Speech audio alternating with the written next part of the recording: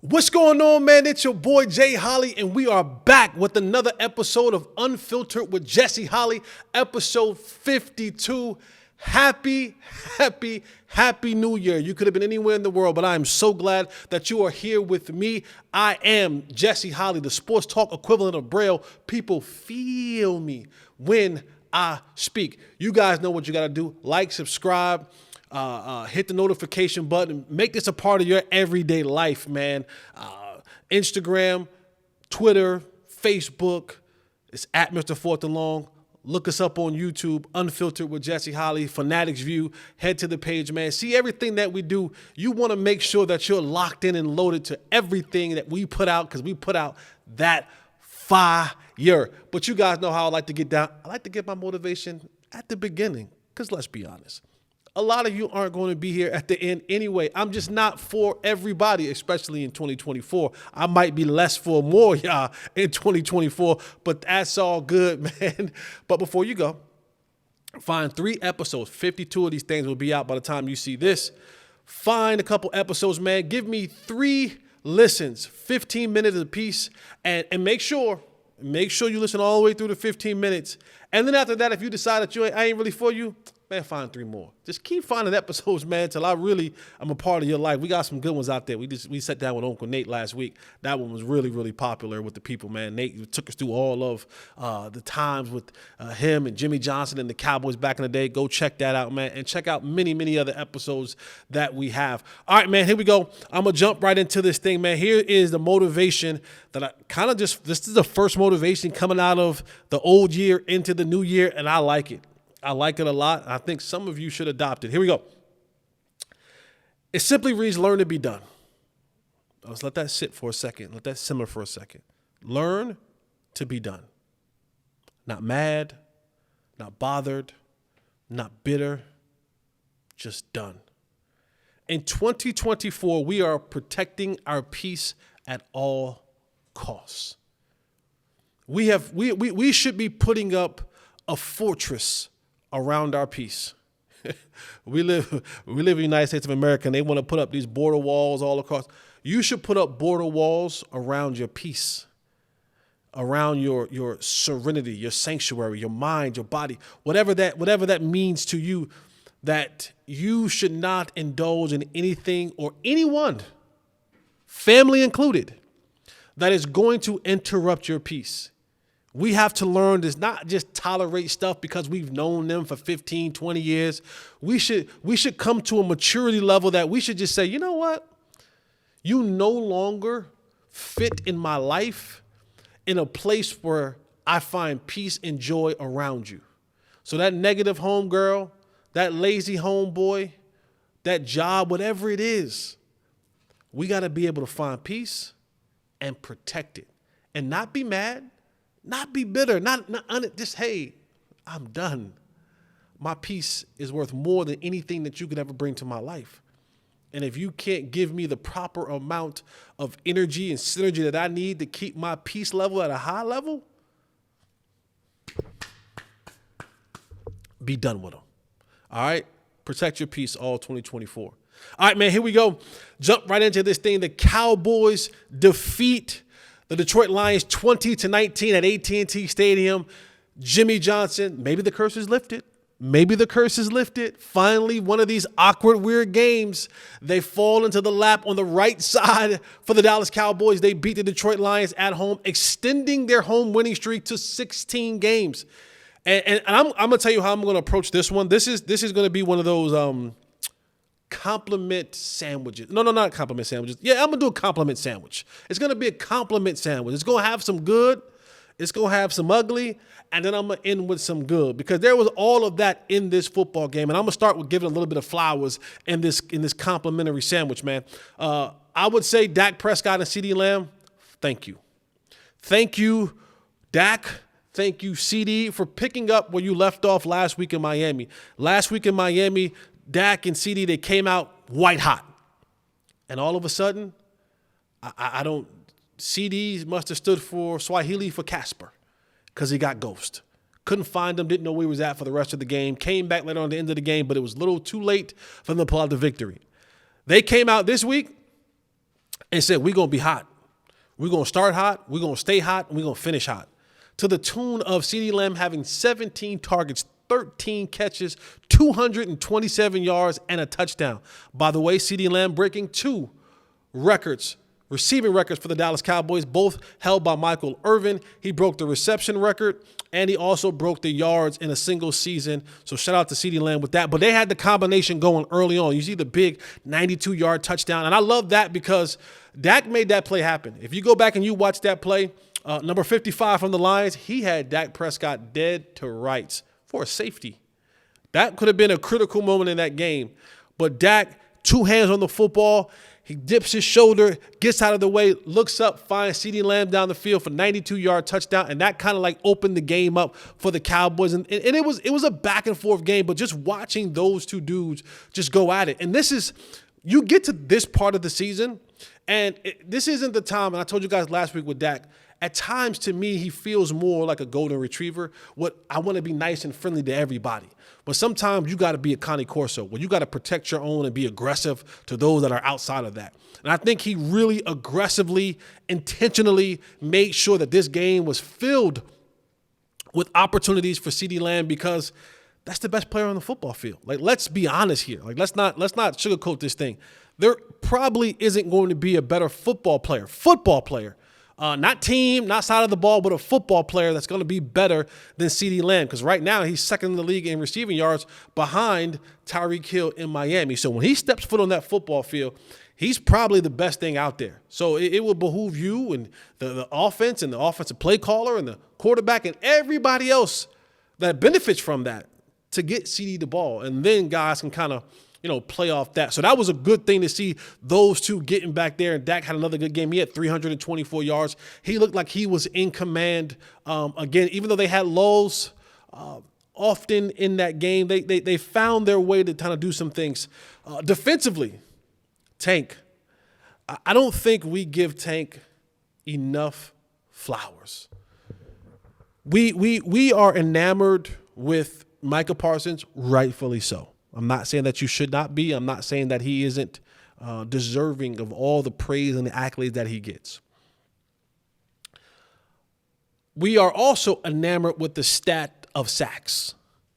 And if guys get sacks, how many sacks do they get? We've kind of based that of being the criteria of how we look at how good a defensive end is in the league. If he has multiple sacks or he has a 10, 15, 20 sack season, then we consider him to be an elite player at that position. And I'm here to tell you that while the sacks are great, that should not be, and it is not, the way I view it, a determining factor on just how good of a player is. When you look at Tank Lawrence and what he's done, not just in the Lions game, but in the season, just how he's consistently been a beast in the run game. He solidified at times the edges. He has been he gets the pressures. He gets guys open. When they're doing tackle in stunts, when he moves inside and they're doing TT stunts, tackle stunts. I mean, this is a guy who's played all across that line. He's never, you don't hear him crying about opportunities. You don't hear him crying about calls. You don't hear him crying about not getting the accolades. You don't hear him crying about none of that. He just go to work. He just goes to work. He just puts his head down. And maybe that's the maturity of him. He's been around this league for a while. He understands his position. He understands how important he is to this team. And Tank has just done a phenomenal job. And he has been one of the consistent pieces on this defensive line. A lot of times with Micah, you'll have him go a little bit rogue at times, and he can because he's the all-star, right? He is hands down arguably the best pass rusher in the league. And you can put it out there with Myles Garrett, Myles Garrett or TJ Watt or Nick Bosa, whoever, but he is the star. And so he has the ability to kind of do his own thing at times. And the one thing that the role that Tank just said, you know what, I'll be the steadying of the boat. I won't go rogue. I won't do things that I'm not supposed to. And when you watch Tank in this game, I mean, tackle for loss after tackle for loss, after setting the edge, after just being a dominant figure. I mean, there's probably, if we go back and watch, there's probably about 2 games this season, maybe 3, where the ability of Tank being able to knife through the offensive line and make some plays behind the line of scrimmage saved the Cowboys from giving up points and ultimately probably won them the football game. And so just watching him play, man, it's been a treat. And when you really break down, what it is to have a player like that, you understand and you appreciate him just a tad bit more. And then Micah was Micah. Micah was the dominating game wrecker, just creating havoc in the backfield, run stopper. I mean, he was doing it all in this game against the Lions. And there's one player who I really think over the last couple of weeks has really stepped up and done a tremendous job, and that's Jordan Lewis. Jordan Lewis, man, playing in the slot, not only just being a really good cover corner, he had the interception in the game. Just a veteran savvy of understanding. Yeah, things might be going the opposite way, but I'm going to continue to play my keys and stay home. And he got the interception, but just the way he's played in the run game. And when you understand this time of the year, December football, early January football, playoff football, people are going to try to run the football on you. They understand that. They understand time of possession. They understand down and distance. All those things. Now, as you get into playoff mode, you want guys willing to step up and play the run. And Jordan Lewis has done a fanatic. He's done a fantastic, he's done a fanatic job. He's done a fantastic job. Fanatic and tastic at the same time. He's done a fantastic job in stopping the run. Not stopping the run, but being involved in the run. We see a lot of guys, especially DBs and the smaller types, they do what we call business decisions. The run's coming their way and they're like, not really my thing. They don't really pay me for this. And they'll turn down on stopping the run. And I think Jordan Lewis has shown up significantly in the run game these last couple of weeks. And you're thinking about, 2 run teams that they played back-to-back weeks in Miami and then again in the Lions. And they stepped up, Tank and others as well. But I'm giving those 3 guys the flowers for just the way they stepped up in this football game and gave their team a chance to win this game. Now, all right, the compliments are out. I'm giving some compliments. Nah, I gotta, when I don't know, people are gonna say, "Oh, you're dead, Jesse. You're a bad dog owner." But one of the things that I've learned when I guess I was taught, not from the school of Michael Vick, but when you're training your dog about the pottying and not pottying in the house at times. Sometimes they poo poo in the house or they pee in the house, and you're taught to take their nose and kind of put it in and say no, no. I got to put this in the nose of Mike McCarthy. I got to put Mike McCarthy's nose in this. Like I got to grab him. I got to grab him by the fat part of his neck, and I got to put it in the poo-poo. I got to put it in the boo-boo and put his nose in it and let him say no, no, no.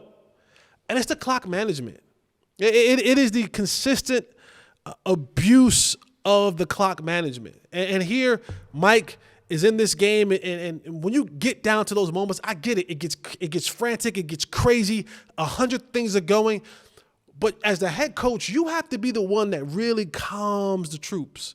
You have to be the one who has, as everything around you is going crazy, that should calm you. You can't go crazy with the situations. You can't get all out of sorts with the emotions of the game. You have to be able to be locked in and focused, and you have to have assistants as well to help you out with that. The guys got to be like, hey, coach, we got to do this. But you watch that game, and you're thinking to yourself, okay, Cowboys, you want to end this game, and if you have to give the ball back to the Lions, you want to give them the ball back with at least amount of time as possible, which means that, you got to run the ball here a little bit. You want to take if you're going to pass, you want to take passes that are absolutely completed passes because I want to keep the clock moving. I want them to burn their timeout so that when they do get the ball back, they don't have the ability to call timeouts. And that then puts that in favor of us winning the game. But again, Mike McCarthy, you call a pass play. And I say you because you are the offensive play caller. You are the OC. You are the head coach. You're the offensive coordinator. And you get into this game and you run when you're supposed to pass and you pass when you're supposed to run and you throw a bomb. You throw a bomb that stops the clock. The Lions shouldn't have been in position to even go out there and have an opportunity.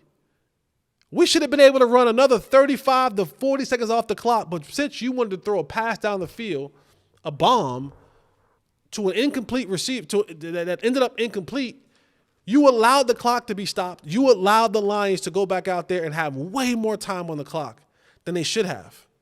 And it was a crazy situation to watch because I'm saying you're not a new young head coach. You've been around this league for 2 decades. You understand how important clock management is. You understand how important to leaving as little as time as possible for the team when they get the ball back. But on a consistent basis, when you get into these moments of you having to control the clock and do the right things by clock management, you fail. You fumble the bag. And this is something that you just consistently cannot keep doing, Mike McCarthy. Yeah, I got to put your nose in this. I got to tell you no. Stop poo-pooing in the house. Stop poo-pooing in the clock management. It's cost your team before, and it almost cost your team again. And as we get ready to head into the playoffs, you got to shake this, man. You got to shake this because you cannot afford. Because now what you're getting ready to play in the playoffs, quality football teams. Quality quarterbacks, quality head coaches, quality OCs, quality DCs. You have to be quality. And so I got to grab you by the fat part of your neck, and I got to put your nose in this and say, stop. Stop doing this. No, Mike. No. Understand when you should run the clock. Understand what it means 4-minute offense. Understand what it means when I have to bleed the clock out to the very last second before I have to give the ball back to the opposing team. Stop having the mental brain farts in the moments where I need you to be your sharpest. Stop. No, Mike. This has to stop, man, because you've cost your team before. And if you want to continue having a job, the last thing that you want to do is go into these playoffs and have a situation where you cost your team a game. You might cost yourself a job. If you have bad clock management in the first round of the playoffs and you lose a game because you give the ball back to the Rams or to the Packers or to whoever and they go down and score, that's going to be on you. Especially when you have opportunities to bleed the clock. You got to be better with that, man. You have to be better. And to continue on with the poo-poo part of this compliment sandwich is I didn't leave this game, though it's a win, and a win is a win is a win is a win. I get it. It's hard to win in the National Football League. I get it. I've been there. I understand it completely. But now I'm talking from this side. And I didn't feel, people feel me. I didn't feel good about this win. Shame me all you want. I just didn't.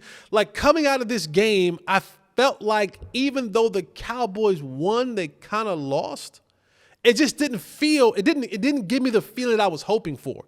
I'm not saying I was looking for a 40 or 50 burger and I was looking for a dominant performance. That would have been nice. It would have been nice, to be back home and to kind of set yourself up to be back in a situation where you're saying, you know what, we are ready for the playoffs. But I saw some of the same things that we've talked about ad nauseum throughout the year, just the penalties and the mistakes and the misplays and the miscues and just not being able to close the door when you're supposed to close the door and coming up clutch when you need to come up clutch. And I didn't feel good about that. I didn't feel good about that. And normally you're a team at home that usually plays way better. So overall, I left this game, yes, happy it was a win. What a great ceremony for Jimmy Johnson. And I don't know if you guys are like me. I watched that ceremony, and I have zero attachments to Jimmy Johnson. Didn't play for him. He didn't coach me at no point in time, at any point in time in my career. But I felt like I was a part of that celebration. Like, I felt there was an emotional attachment. I don't know because I'm friends with Nate and Michael Irvin and other players, and I've heard the stories about them and the mystique of being a Cowboy, and I'm a Cowboy. But I don't know. I just felt like a part of it. And when he said, how about them? I was like, I got a little misty-eyed, a little thug tear. A little thug tear formed up my eye. I don't know why. I didn't play for those championship teams, but I just felt a part of it. So I was happy that they won in the sense of I didn't want that moment to be ruined for Jimmy, for Jerry, for this Cowboy Nation in general. But I didn't leave that game feeling confident. I didn't leave that game saying to myself, yeah, this team is ready to go. I didn't leave that game saying that, that we can go anywhere and beat anybody at any time, home or away. I just didn't feel that. I felt more like the Lions lost the game than the Cowboys won it, if that makes any sense. I feel like if Dan Campbell didn't get out of if he would have got out of his own way, if he would have had one less steroid, no, I'm playing. I don't know if he takes steroids or not. I'm joking, Dan. I'm joking. But if he had one less scoop of the pre-workout and he was more calm, he would have kicked the field goal. And then you go into overtime, and you never know what happens in overtime, right? I know that they were getting some things off, but Detroit, that last drive, they literally walked down the field. And maybe you go into overtime, you have a different situation, a different outcome. But I just felt like the Cowboys, they won, but they didn't win. I feel like more the Lions lost the game. And, of course, you come down to the end of the game, and it's been the talk of the town, right? It's been the talk of all of sports, and we talk about the debacle. And it's, you can listen to 100 different people. And what it basically boils down to is Dan Campbell, in trying to trick the Cowboys, tricked himself. And I know that he went to the referees before the game and outlined and all that kind of stuff. But you got to remember as well, Dan, just like you were hype and involved in that game, so were these officials. And in that moment, things are happening. I know people are going to say, well, it's their job to be calm, cool, and collective. Well, they're human. I can promise you when that crowd's cheering, that place is rocking, and it's loud. If you did one of those tests, they're hyped too. Those officials are hyped. They understand the moment. And listen, Dan, you excuse my French, you effed up. You effed up. You tried to send guys in late, and what did you try to do? You try to get matching numbers like 58 and 68, and hopefully that they got confused and that you will be able to get this play off. And it backfired. And even in the moments of it backfiring and you still had an opportunity to do it again, like you still gonna kick the extra point. So I think you confused yourself, your team, the refs, and ultimately it was the final cut for your team. And you kind of actually ruined some situations for yourself because you could have been in a better position as far as seeding. But such is life. Finally, a call go. Maybe two things. Maybe this was a feeling of the curse being lifted, right? Because normally the Cowboys on the other side of those calls, right? They don't say that the guy was uncovered and 68 gets two-point conversion and the game is over. It's been that way a lot of times for the Cowboys. But then also it feels like that curse is lifted and things are happening, and Jerry doing right by Jimmy, and all things seem like it's kind of working itself out, maybe a little bit, maybe. I don't know. I just feel like saying it. Maybe the curse has been lifted. Could be. Maybe not. Maybe not. Maybe the Cowboys go up to Washington this week and lay an egg and say the curse is still on. But nonetheless, a win for the Cowboys. And then I have to kind of end it with a compliment. The Cowboys are in first place. That's big. A couple of weeks ago, we thought this is over. No way Philly is going to fall to the Giants or to the Cardinals. I said, I don't think they will. I don't think they will. I owe Tay a steak dinner. But they're collapsing. And the Cowboys did what they had to do. 1 point, by gosh, 1 point. They're in first place. And if they go and they win on this Sunday, they find themselves winning the division, which means they'll have some home games. That's a good thing. So despite them losing to Buffalo and losing to Miami and barely eking one out against Detroit, because the Eagles are just absolutely imploding all across the board, I keep telling y'all, stay away from them Patriots assistants. Once they made Matt Patricia the defensive coordinator and they went with Matt Patricia over their guy Desai, trash. And now it seems as if the reports of people are saying from the inside that this thing is really crumbling. Defense is not – the one thing that they was always be able to hang their hat on defensively was stopping the run. They're getting gashed. They're getting run on. Now you got guys like Brian Baldinger coming out and saying some of their young defensive linemen are out of shape, giving terrible effort, fat. They try to mix a combination of old and young, but the old guys are having to play more snaps because the young guys aren't doing what they're supposed to be doing. Their DBs are horrible. Toast. All of them. They are terrible. Ricks and all that. So the Cowboys did what they had to do while the Eagles collapsed, and so they have the number 1 seed today. Now, they got to finish the deal. They got to go up to Washington where they lost last year. They lost on the road. It's going to be wet. It's going to be rainy, I hear. It's going to be maybe even snowing. So that puts another wrinkle in the situation. But the Cowboys got to go out and do what they got to do, keep that number 1 seed. I would love to have some home games. But I just didn't feel like leaving that game. I didn't have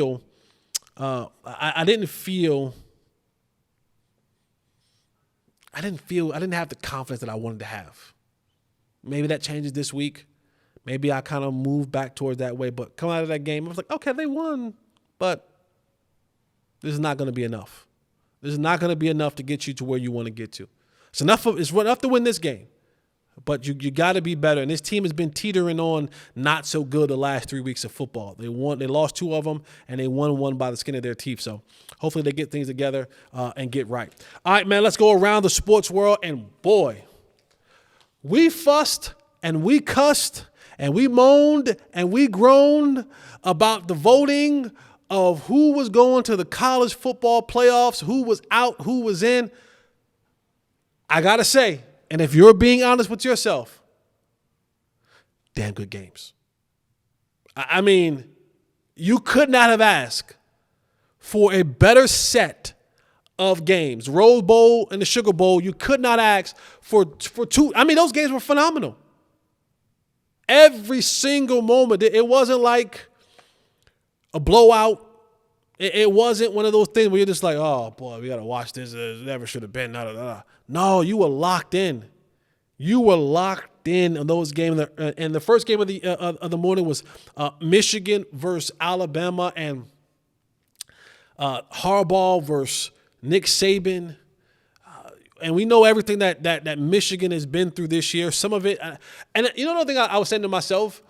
I was like, Michigan like puts on this thing like, oh yeah, everything that we've been through.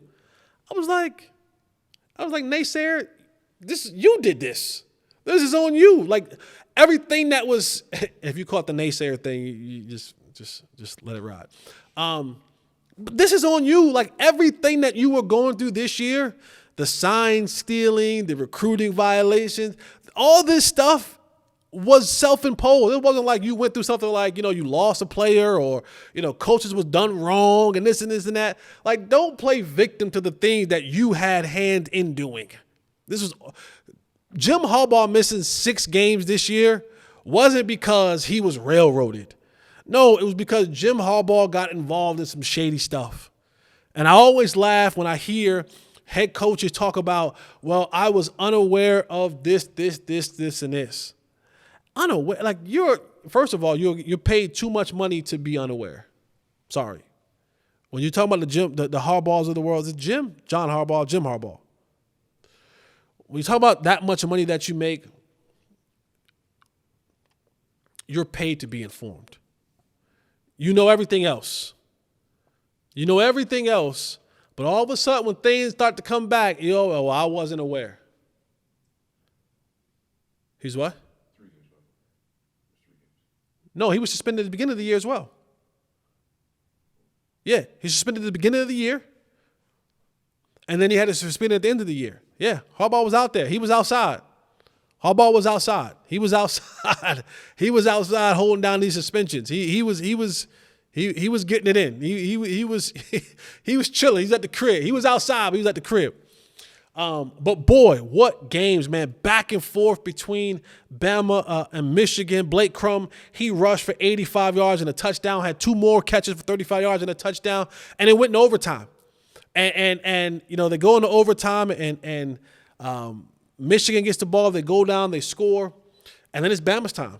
And if you didn't watch the pregame show, they were talking about Jalen Milrose and how he has this merch, and his merch was called Lank, L-A-N-K. And as Reese Davis is reading it, he goes, Lank stands for Let a Naysayer Know.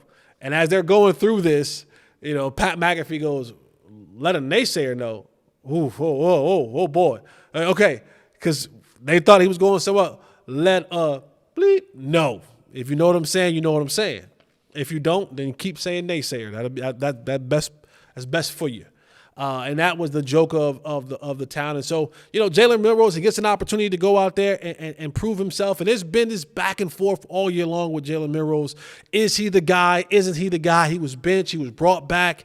You know, came out and said the former offensive coordinator said that he should change positions. All this hoopla about what was going on and things that were happening. And then at the end of the game, game's on the line, 4th and goal, and they run a quarterback draw. And I just thought to myself, in those moments, coaches normally you have the kind of these go-to plays. You have like, this is gun to my head, life on the line. I'm going with this play. I just found it hard to believe that game on the line, gun to your head, national championship berth is at stake, and you went with a quarterback draw. Like, I know, and maybe, you know, Jalen rushed it. Maybe he should have followed the guard to the left. Snap was a little bit low, but a quarterback dive draw?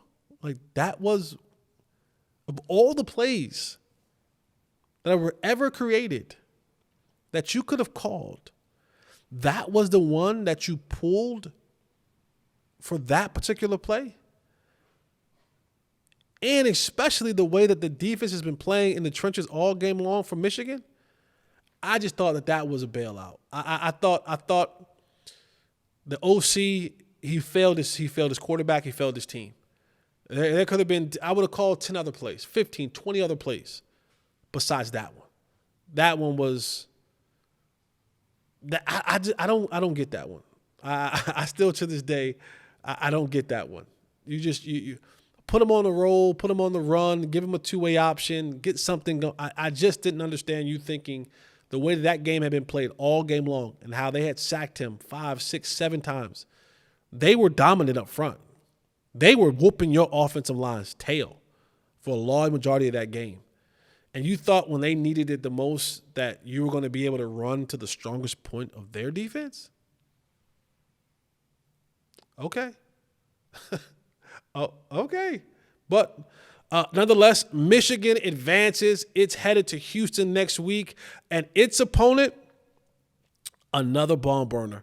Washington, the Huskies, take on the Texas Longhorns. And it was a back-and-forth game. And let me say this.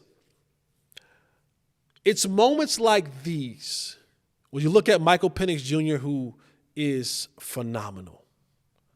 He threw for 430 yards, 2 touchdowns. I mean, it seems as every single time they needed a play, Penix came up with a play. His deep ball was amazing. I mean, the touch on it, the velocity, the zip, he was dropping it in the bucket, and his receivers, it was a clinic. I love the way they catch it. They were playmakers. But you know the thing is about now that we talk about, man, Michael Penix, and he's this and he's that and the third. I believe that Michael Penix Jr. was a result, and don't get me wrong, like he's been in the conversation all year long, But I think the big portion of why we didn't kind of really dive into putting Michael Penix Jr. on the pedestal, like the up there, like maybe even past Drake May, maybe even past Caleb Williams, is because last year Caleb Williams won the Heisman, but Michael plays in that West Coast system. That West Coast time zone. And a lot of times when you're playing on that West Coast time zone, folks in the Midwest and the East Coast, they're not staying up to 1 o'clock in the morning to watch Washington Husky football games. They just not. They aren't. And then sometimes you may be playing in maybe at noon or 1 o'clock or whatever it may have you. And then you may have other games that people are more interested in, the Alabamas or the Texas of the world or the Notre Dames of the world. And people are tuning into those games. And I think he was kind of like in the conversation, but kind of like, yeah, but because he didn't have the opportunity to be on that national stage in those primetime games where people got a chance to really see who he was as a player. Well, he damn sure showed up on Monday night. He damn sure did what he had to do on Monday night while the world was watching. And he put on the show. I mean, he was out there throwing the ball. And he had that left-handed delivery, so it kind of sometimes looked awkward. But he was slinging that pill around the park. He had the Texas DBs in hell. I mean, you none of them could guard his receivers. And he was putting the ball any and everywhere that he wanted. His receivers were making plays, driving the football down the field. I think they said on the broadcast that he had a 53% completion percentage to balls over like 40 or 50 yards, something crazy like that. It was like, and that's you're talking about the 50-50 balls. Like he was winning the 50-50 percentage when the ball's down the field. And his receivers were definitely helping him out. And it's another game that I thought Washington kind of had pulled away from this game, but Texas just kept fighting and kept fighting and kept fighting. And then they got down to the end, and with the ball in the hands of Quinn Ewers, you thought, all right, where we going? And they tried. But they came up short. But Texas, I thought they had it early on. Then they turned the ball over a little bit, and it was just they ran and they stalled out. I don't know what happened. They just stalled out, and you seen some uncharacteristic things from their running back. The fumbles, like that. Anytime you lose a turnover battle, the percentage of you winning the football game is slim. It really is slim. And Texas did not win the turnover battle.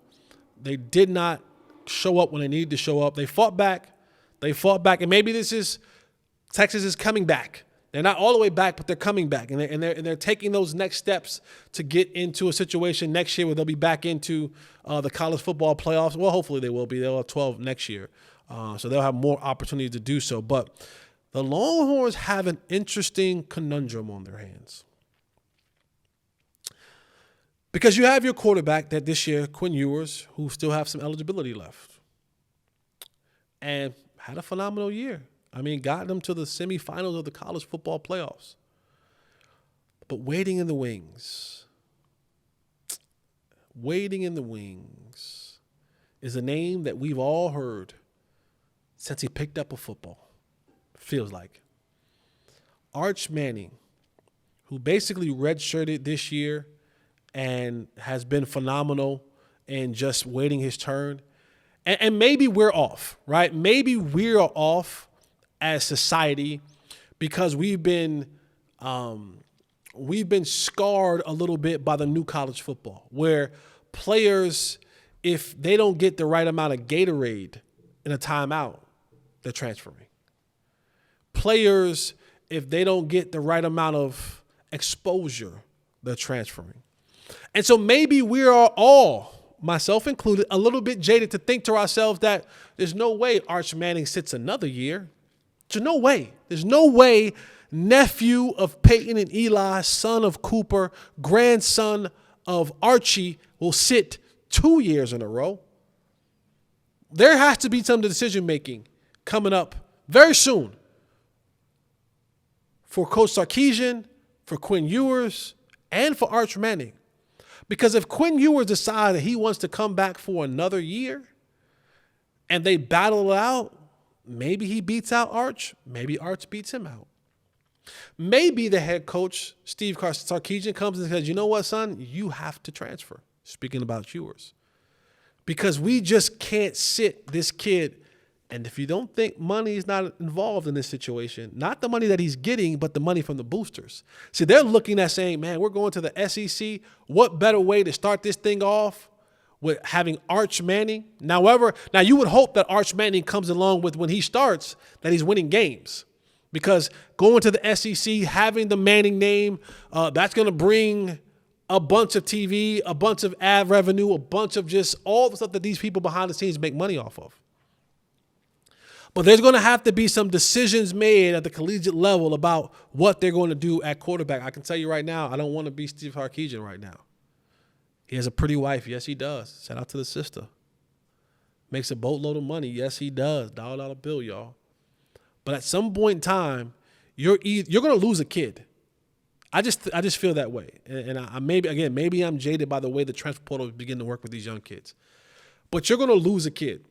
You're either going to push a kid out that was your starter for the last couple of years, or you're going to force a kid to leave because he's not playing.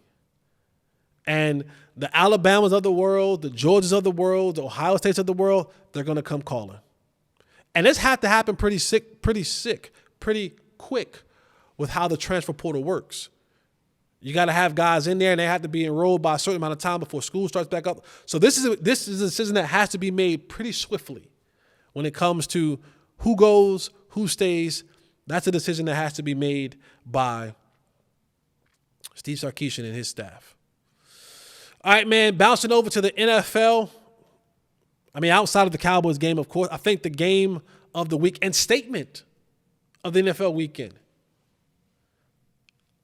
Lamar Jackson and the Baltimore Ravens put a whooping. Go get the switch. Go get the switch.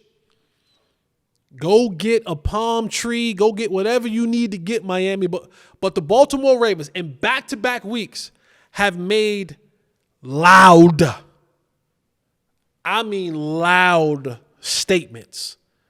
The way they manhandled the 49ers, who we all believe, I believe, was the best team in football. And then the way they came back and said, oh, y'all thought last week was a fluke? Lamar Jackson comes back in, and boy, was he quarterbacky. If some of y'all like y'all quarterbacky, 5 touchdowns, over 300 yards, and a whooping against the Miami Dolphins. If that ain't quarterbacky, I don't know what the hell quarterbacky is. And Lamar Jackson made a statement. The Ravens made a statement. And Tay, you're going to have to eventually see, take it to sit behind the camera and not have to be held accountable to certain things. But all year long, he's been saying how he don't believe in the Baltimore Ravens. They don't have enough passing game. They can't pass the ball enough. 5 touchdowns. 5 passing touchdowns. A whooping back-to-back weeks on 2 teams that a lot of people will consider Super Bowl contenders, or at least deep playoff contenders. And the Ravens that came in and said, cut the noise. We the biggest, baddest mofos out here. We the bullies. In the AFC, we bullied the NFC bully, and then we the team that put up 70 in the AFC, we put up 56. We put up a half 100. And damn near sent the Miami Dolphin team to the injury ward. Guys left and right got hurt in that game. Physical brand of football the Baltimore Ravens play. And if there was any debate about who was the front runner and the potential winner of the MVP, I think the door was closed last week. Yep, I think Lamar Jackson will be a 2-time league MVP after the performance that he put on last week. And I don't know what they're going to do this week. You'll probably close it out this week. But, I mean, what have you done for me lately? It's a good impression to leave with the voters as your way out. Lamar Jackson, to me, is your NFL MVP. He 2 times. How Rick Flair say 2 times. 2-time MVP Lamar Jackson. That's coming. It's on the way. But what a statement the Ravens had put on last week. In another turn of events, while Lamar Jackson was embarrassing some folks on the football field, Panthers owner David Tepper, talking about embarrassment. David Tepper was videoed in his suite. Now, if you don't know who David Tepper is the owner of the Panthers, newly owner of the Panthers, been there a couple years. And there's been talks about David Tepper and his temper. And maybe this is all, I'm not going to put this on all the CEOs of the world, but sometimes those dudes with money can act a little bit funny. And you see that the Jacksonville Jaguars, did they lose that game to the Panthers? The Jaguars, the Panthers. Jags, right. The Jags smacked them, right? So I get the frustration. But during this time, video catches David Tepper. A fan kind of stands up on his seat, and the suite's kind of like the back end of the fan's seating. And a fan like pops his head up, and he's saying something to David Tepper, and you can tell David Tepper's pissed. Hot. Well, instead of him just being the bigger, smarter, more mature billionaire owner and walking away or ignoring him, no, David Tepper decides whatever beverage that he had left in his cup, that he was going to throw it. And he threw the beverage on the fan.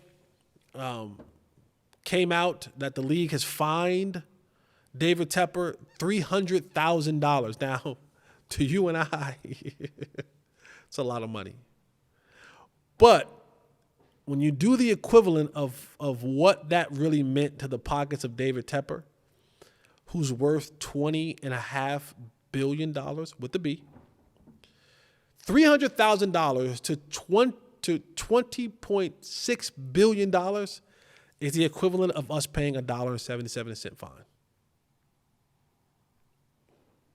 Let that rest in your mind for a second. $300K to a dude who's worth $20.6 billion is the equivalent of you and I, average Americans, paying a fine of $1.77.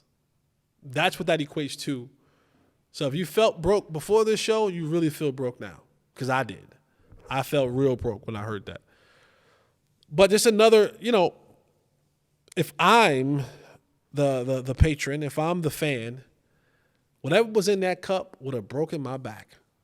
I would have fell out. Oh, he threw I slipped. My neck, my back, and my back. I would have been out. He would have threw that juice on me, that soda, that liquor, whatever he had in that cup. I would have fell over those bleachers. I would have fell 17 rows down. It's spinal. I'd be like Mike Tyson. It's spinal. I broke my back. It would have been spinal. I would have fell down those bleachers. Oh, I would have fell down those bleachers. And I said, I'll see you in court. I'll see you in court, Dave. Or we can settle out of court. But the lawyers I would have been calling the lawyers. They would have been contacting me because I'm getting something. I'm like Denzel and Jamie Foxx. I'm from the hood. I'm leaving here with something. You ain't gonna throw no drink on me. I would have fell. That thing would have splashed in my face. I'd have fell back. I'd have cracked my head on one of them seats. I'd have went to the hospital and I'd have said I had a concussion. For weeks, I'd have said my vision is blurry, the lights bother me. I'm emotionally disturbed and embarrassed. It's all over social media. My kids can't go to school. Oh, I would have. He'd have got fined $300,000 by the league. He had to pay me another $500,000. I would have stretched that thing out to the absolute max. And I will end in this. The Pittsburgh Steelers. Shout out to Mike Tomlin. 17 seasons as the head coach of the Pittsburgh Steelers. 17 seasons, not one losing season. Say what you want. Winning is hard in this league. And Mike Tomlin has been nothing but the standard of excellence throughout his time in this league. He's won Super Bowls. He's won conference championships. I mean, you name it, he's done it. And for 17 seasons, to say that I never had a losing record with one franchise, that's big. So shout out to Mike Tomlin for 17 consecutive seasons without having a losing season. And they're not making a change. They're keeping it the same way. Winning 2 games in a row. Rudolph will stay their quarterback. Pickett came back from injury, and he's healthy and ready to go, but they just said, you know what, we're riding a hot hand. We're going to go with Mason Rudolph. We're going to ride this thing out and see where it takes us. But for Mike Tomlin, I just got to say to him, man, this is a salute to you just for your ability to kind of always keep a great culture. And that's an important thing. It may be a little bit shaky now because the players that you maybe, you got to deal with now, but he's always kept a great culture and always been able to win. 17 seasons, that's big.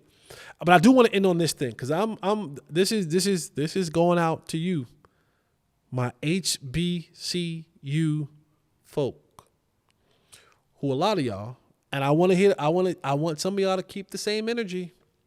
I want some of you to keep the same energy because a lot of y'all throughout the year, as I had Dion segment after Dion segment after Dion segment, I read the comments. You hit me up on Twitter. You had things to say about I should stay in my HBCU place. You might be right. I went to a PWI. And y'all made all this fuss and this fight about Dion selling out. And Dion doing this and Dion doing that. Well, recently, as you know, Manny Diaz is over at Duke School in Durham, who used to be over at Miami. He was assistant somewhere else. But I believe he's the head coach at Duke now, right? At school in Durham. Ugh. But Manny Diaz has sought out and has wanted to hire one Willie Simmons, who was the head coach at FAMU, Florida A&M University. But I just told you, Willie was the head coach at Florida A&M University. Manny Diaz is the head coach at Duke University. And Manny wants to hire Willie. Well, wait a second now. In order for Willie to leave in order for Willie to be a part of Manny's coaching staff, he would have to forego being a head coach at an HBCU to go over to a PWI. And what do you know? Willie handed in his resignation. Now, speculations about where he's going. We all know he's going to Duke. But I want y'all to keep the same energy because at least Dion, yeah. So he was leaving a head coaching job to take a position coach, a running back coach at Duke University. And at least Dion, when he left Jackson State, took his talents to be a head coach at a bigger program. So if y'all gonna have the same, and by the way, part of the reason that's being talked about while Willie is leaving FAMU is because he asked them for a pay raise, which in return he was told that they did not have the money, they did not have the funds. So he's going from a head coaching job to a running back coach, which I presume would give him a raise because of the school levels. But still, the fact of the matter is that he left an HBCU for a better opportunity, higher paying job at a PWI. So if y'all had that same negative energy for me, for Dion, and this ain't about me. You got keep it real now. See, it's not about, I think a lot of y'all just wanted to hate on Dion. And a lot of y'all miss the fact that sometimes you got to just go get a better opportunity. And while I love for my black people to stay at HBCUs, I had Uncle Nate talk about it last week, there comes a point in time where you got to think about self at times. And how can I better myself and my family? And if the university doesn't want to find ways to pay me my worth, because Coach Simmons was a winning coach, then I got to go elsewhere for bigger and better opportunities. So I'm just saying that y'all had that energy for me and had that energy for Dion when he left Jackson State, then went to Colorado. And trust me, Duke is just as white as Colorado. That's a private institution.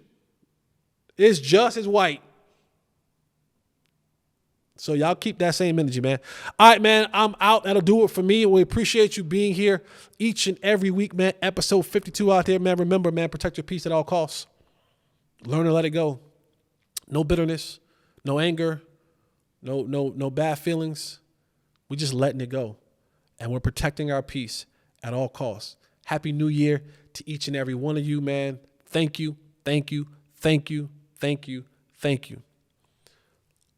Eliminate the contingencies. We out!